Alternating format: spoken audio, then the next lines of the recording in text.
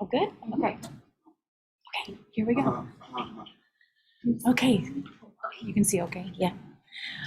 Well, the reason I'm here is because, so my Uncle Tim and Aunt Susie, I'm their niece. I've been doing massage and Reiki for Tim for, I have to call you Uncle Tim. It doesn't feel right to call you Tim.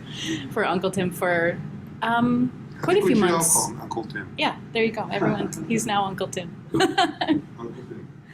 And he thought it would be maybe helpful if I came and talked about what we've been doing and what I offer. So that's why I'm here. So I put together this little presentation about what Reiki is for those that may not know what it is and what the benefits can be for those living with ALS, but also caregivers, and then also massage and how I blend the two together. And I'll share a little bit more about me and my background and my journey into this whole world. And then I'm happy to do a little demo at the end if anyone wants to feel Reiki.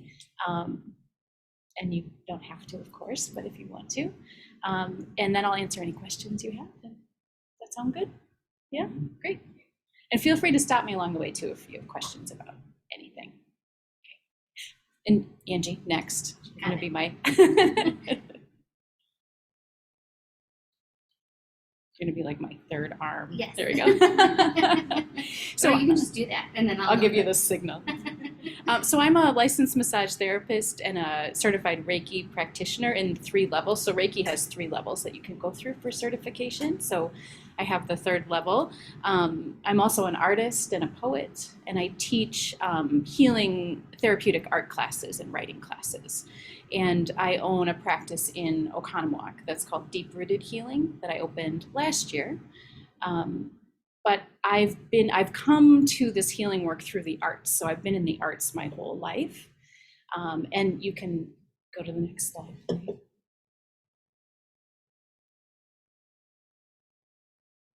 So I'll share a little bit more about my journey, which has been like most journeys like this, and then we'll get into the Reiki and the massage. So when I've struggled through a lot of personal things in my life, and including addiction and eating disorder, depression, anxiety, obsessive compulsive behaviors, all from an early age and extended into my 30s, and I'm 42 now. And I've gone through difficult things in my life, but throughout those times, I also studied art and philosophy. I worked as a professional artist for 20 years. I've taught art to kids and adults in various places and contexts. But in 2014, I went through a big physical wake-up call. I had 3 big physical things happen to me where my body was telling me things are not okay.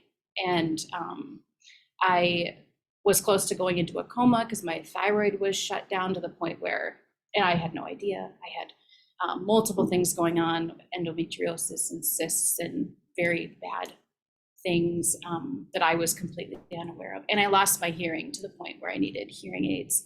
And I learned about it all in the span of about a month. And so learning about all those things really put me into this feeling of like, hold on, what? Because I thought I was fine, quote unquote.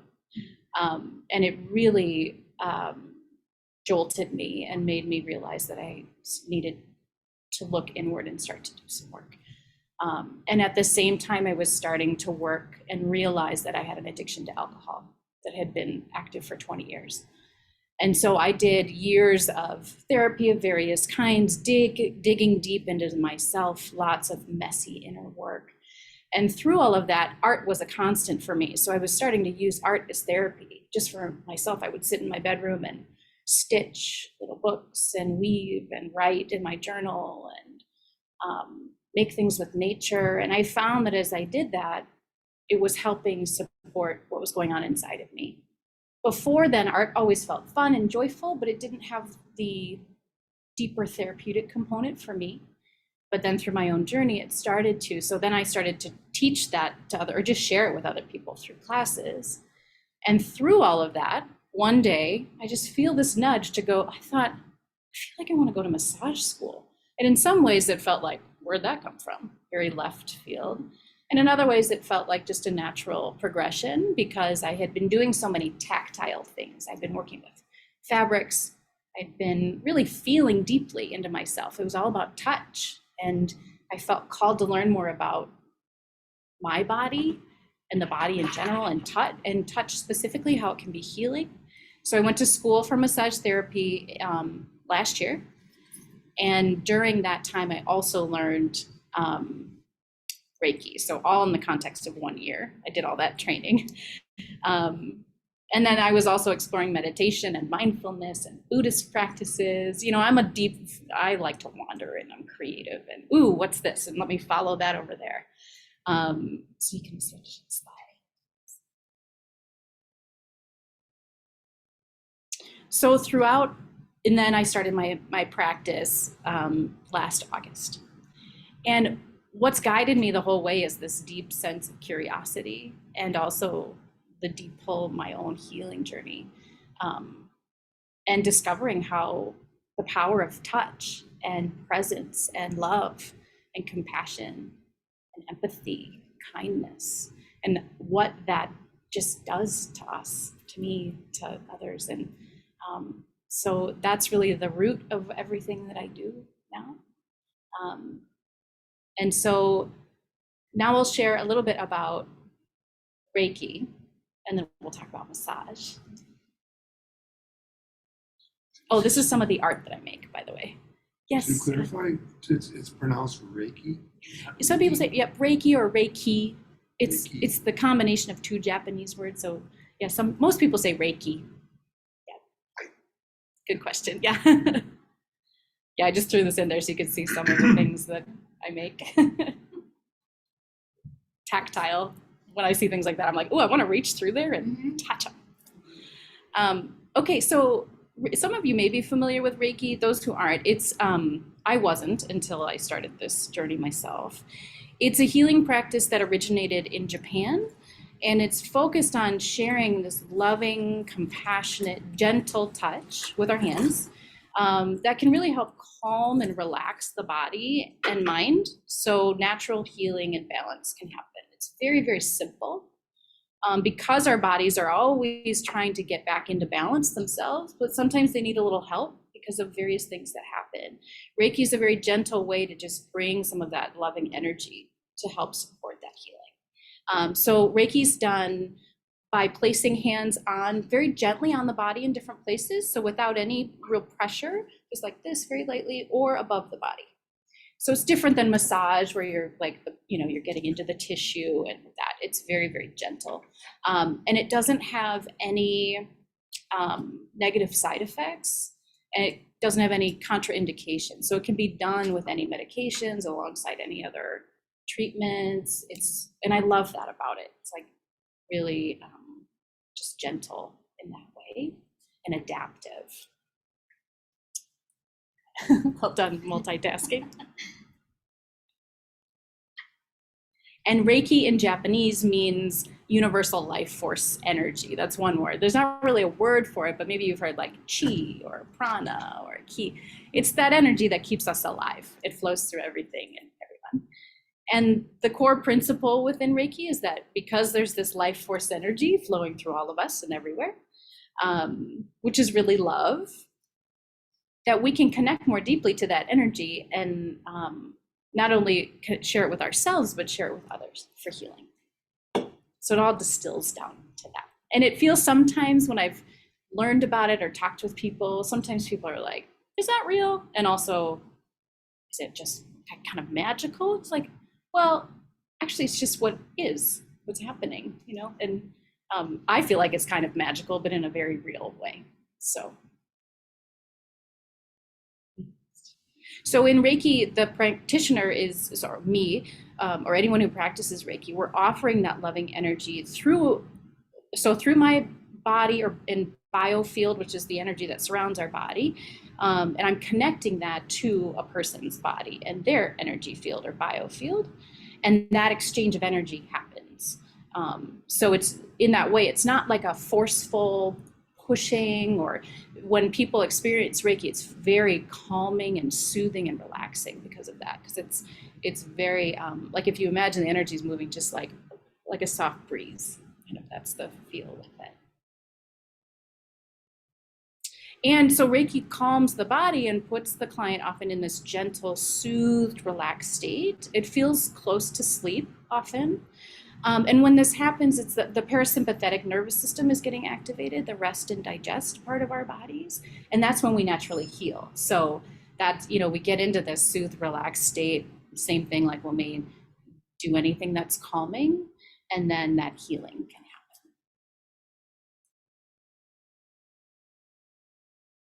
And so energy, I'm fascinated by energy and body and what's really going on and what's happening. So as I've learned more about it, these are some of the things that I've learned, that energy in the body can sometimes stagnate or get restricted or stuck because of many things. It can be stress, it can be lack of physical movement or lack of movement of emotions. Sometimes we feel emotions and maybe we feel like we can't express them, so we shut them down or suppress them, and that energy can get stuck in the body.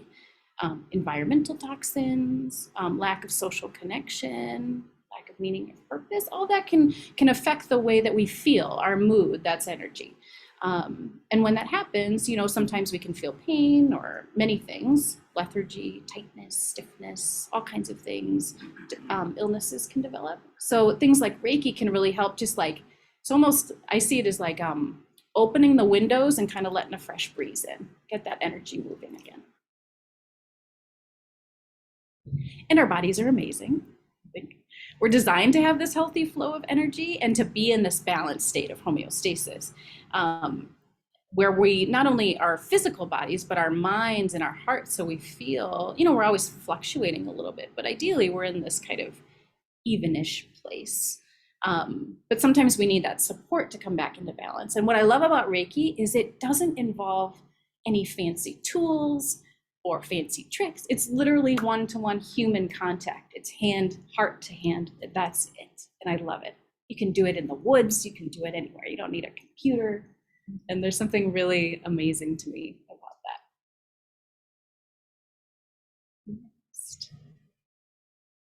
that. So being a Reiki practitioner does require certification. So people can't just do Reiki, or some, you could call it Reiki, but really you're supposed to be certified in order to do it. And then it really also involves this ongoing commitment to our own inner healing as practitioners, so that we can be that loving and peaceful, compassionate person and be that present. So I like that too, that it requires ongoing work from my part. I can't just say, well, okay, check the box, I've got the piece of paper, and now I just go through the motions. It's very active. I think that's the Reiki part.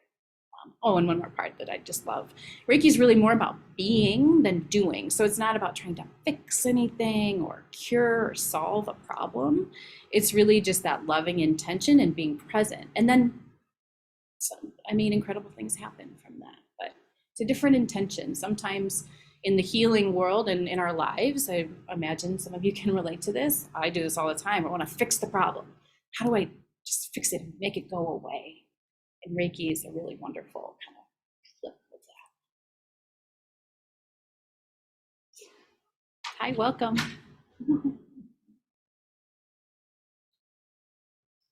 And clients will often feel like subtle physical sensations during Reiki, like heat. They often feel heat from my hands, tingling sensation sometimes, and a deep relaxed feeling. Sometimes people will see colors. I know Tim can relate to that sometimes. And afterwards, usually people feel this sense of peace and calm, clearing, a lightness, people also say. And there's a lot of scientific research that's out there now supporting the effectiveness of Reiki, which I love too, that there is the science to back it up, something that could be hard to prove. And it's offered in lots of hospitals and hospice around the country. So that's really great. Okay, so now we can get into next. Oh, and some people ask if Reiki is a religion. It's not. So it has no religious doctrine or anything. It's practiced by many people from many different backgrounds. It is more of a spiritual practice, I guess, because we're connecting to energy, but it doesn't have a religious connection. Okay, so let's talk about how Reiki can benefit people living with ALS. in many ways. It can help relieve the tension and stress held in the body from maybe sitting for long periods of time in the same position, or stress and tension caused from anything else. It can help calm the mind, ease anxiety, stress, and fear. Offering that healing touch can feel connecting and supportive and caring.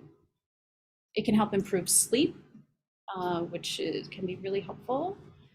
It can ease symptoms of depression or isolation that can sometimes happen. It can lower blood pressure. It can also help support the recovery after any medical procedures and reduce physical pain, and support the processing of grief and loss. Those are just a few. And I think there's a few more on the next slide. Like I said before, Reiki doesn't have any contraindications. What that means, like you can do it, you can receive it at any time. And it can be done alongside other treatments or medications.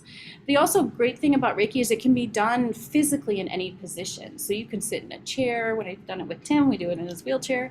You can lay on a massage table. Sometimes people do that with me. You can sit in a recliner. It's really adaptable to how people are comfortable. It can also foster this sense of feeling more hopeful, peaceful, and have if a spiritual connection is important to you, sometimes people feel that happen through Reiki. Okay, so then I thought, some of those benefits translate over to the caregivers too, but I thought I would just share a few more that might be more specific for the caregivers. It can help refill your cup. If we're all giving a lot, even in all our lives, whether we call ourselves a caregiver or not. But if you feel depleted or exhausted, Reiki can be a nice way to boost up that energy again so you can continue forward and feel a little more refreshed. It can also support the relief from fatigue and sleep also. And also the physical or emotional stress or tension that might happen. It can help support just calming and relieving that. And then it can also help with a more clear, focused state of mind for navigating things like challenging situations with doctors and insurance companies and that kind of stuff that can accumulate. It can help kind of bring that calm so you can continue forward. Okay, so this is massage, but let's pause and see, does anyone have any questions or comments about anything so far? Comment. I stumbled upon a foot massage therapist, and so I started seeing her. I had a coupon too, and so I started seeing her for a while, and it was amazing. There I was on a table, and she would work on my feet, and she would make connections, somehow related to different parts of my body. And she was right most of the time. Amazing. Do you have a problem with your whatever? I said yes. But anyway, she would also play music in the background, and she says that's Reiki. And so I've only associated the term Reiki with the music. So maybe she was using the technique as well in her massaging. Could be. Yeah, that would be my guess. Yeah. But since then, I've gone to YouTube and searched for Reiki music for sleep, and I set up the computer so that we fall asleep to that. Let it run for 30, 40 minutes, and then it shuts down. It's helped. Oh, that's wonderful. But that's just the music. Yeah, that's great. Yeah, and music's a big part of it, or can be. Yeah, that soothing frequency, that energy. That's wonderful. Yeah, and it sounds like reflexology, maybe the foot massage. That was very cool. Yeah. Yeah, that's great. Anyone else? I can just speak for people who are sitting here maybe going, oops, please. Like you have at the beginning. Yeah, that's fine. I'm one of those oops, please people. I have reformed because Emma did a little massage with me, deep massage on my sore back. But with Tim, I've noticed that the two of them, they talk about at the end of each session, he talks about the feeling and the sense of relaxation and the sense, and I'm thinking, oh, this is wonderful for somebody who has to sit in a chair and can't move very much and is constrained by the physical constraint of ALS, which ain't going away because it's just not. That can give rise to all kinds of this is awful, this is terrible. That sense of, oh, right now, this very moment, all is well, all is well. And that's wonderful to have a moment in your day where you can feel like, right now, so as a former scoffer, I love you dearly. I scoffed. That's okay.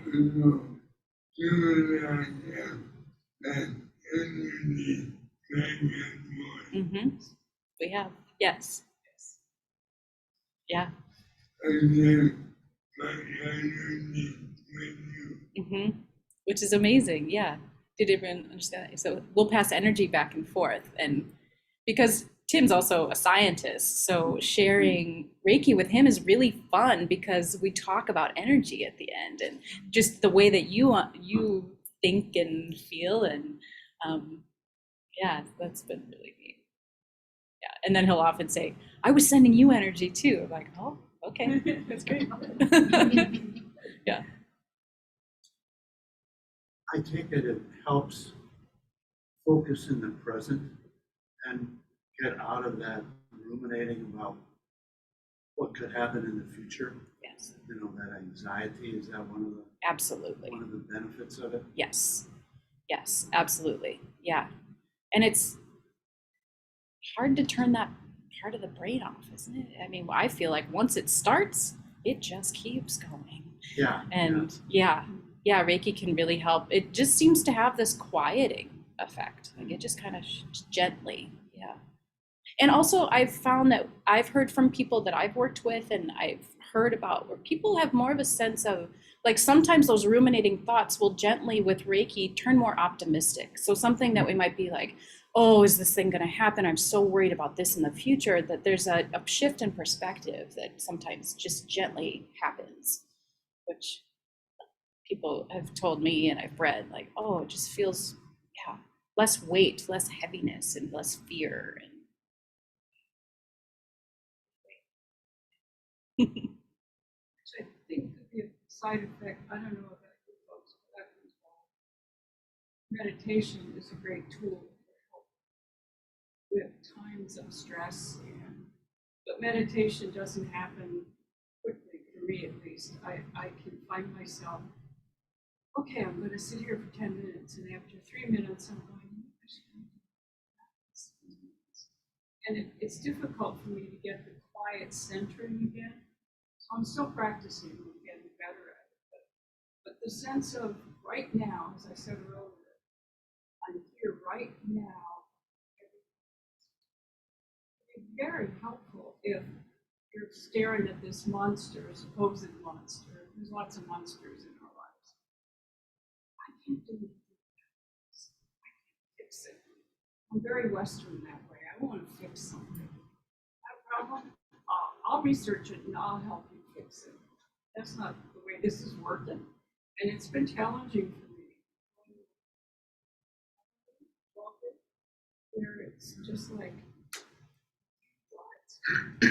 So, Excuse me. this finding with Emma, this for Tim, has been just very helpful for me, watching how it helps him just calm, center, feel a connection.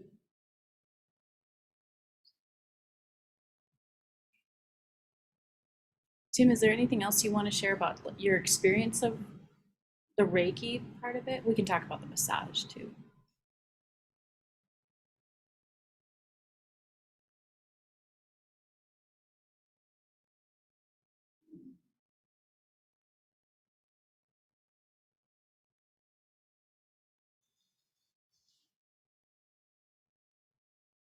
Any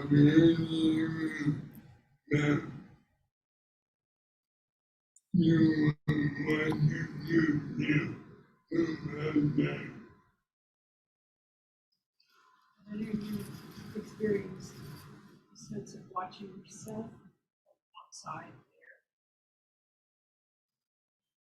No, my Emma died waiting on me. At night, my life was advanced beyond my money. And I tapped into the sun and I get energy going through my head and into my body. And any life about anything go away. My mind is completely open to anything that it might be happening. I'm not thinking about anything.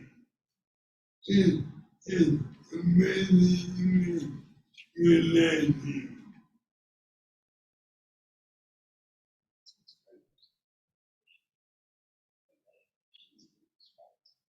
there. Sounds like what? Like meditation. Oh, yeah.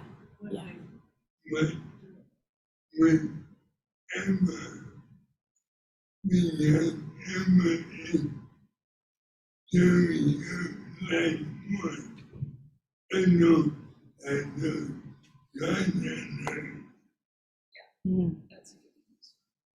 Banana sharing her life force. And you don't have to concentrate?